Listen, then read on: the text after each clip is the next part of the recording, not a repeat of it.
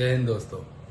So chapter 3 of public speaking में आज हम जो बात करने वाले हैं वो step 1 of being on stage के बारे में बात करेंगे। सो जब आप पहली बार स्टेज पे जाते हैं तो जहाँ आप अक्सर अभी बहुत ज़्यादा स्टेज पे नहीं गए हैं तो आपकी टांगे कांपती हैं, आपके पेट में बटरफ्लाइज फील होती हैं, आप कई बार अपने वर्ड्स भूल जाते हो और बहुत बार आपको स्टेज से ब्लर दिखना शुरू हो जाता है। घबराइए मत, आप इस प्रोसेस में नए हैं इसलिए ये सब फीलिंग आ रही है। तो हमें करना क्या है वो समझना बहुत ज़रूरी है।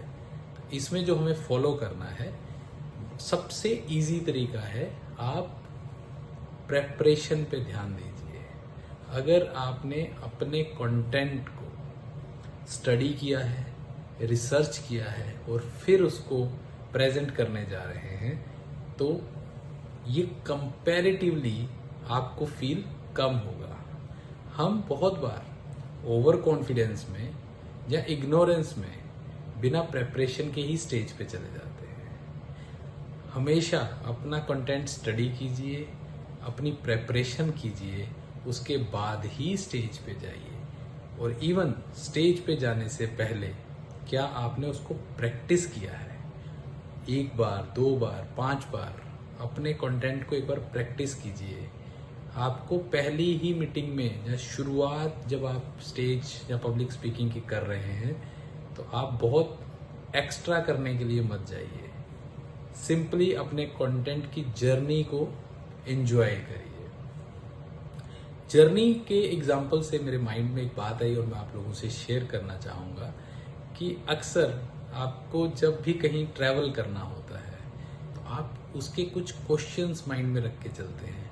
कहाँ जाना है, कब जाना है, टिकट कहाँ से लेनी है, जहाँ जाना है हम अकेले जाने वाले हैं, ग्रुप में जाने वाले हैं। ऐसे बहुत सारे सवालों का जवाब हम साथ साथ में देते हैं। ऐसे ही जब आप अपनी सक्सेस जर्नी पे जाते हैं, जब आप पब्लिक स्पीकिंग करने जाते हैं तो क्या आपने ये सवालों के जवाब पहले लिखे? मेरी पब्लिक स्पीकिंग लेक्चर जब मीटिंग कितनी देर की है, उसमें कितने लोग आने वाले हैं, वो मुझसे क्या एक्सपेक्ट कर रहे हैं, मैं उसको कैसे डिलीवर करने वाला हूँ, कौन सी भाषा का प्रयोग करूँगा, कौन से शब्दों को चुनूंगा, कौन सी एग्जाम्पल्स दूंगा, कितने टाइम ड्यूरेशन के लिए मुझे वो सेशन लेना है। जब तक आप इन सब सवालों को सही तरीके से आंसर नहीं करेंगे सो अक्सर आप कंफ्यूज स्टेट में रहेंगे।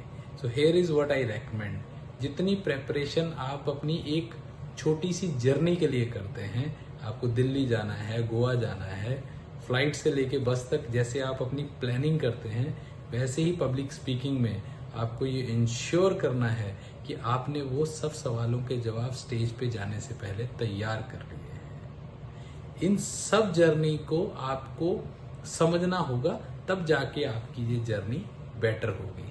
तो इस चैप्टर में आप इस चीज को प्रैक्टिस करिए। चलिए फिर मिलते हैं। जय हिंद, टेक केयर।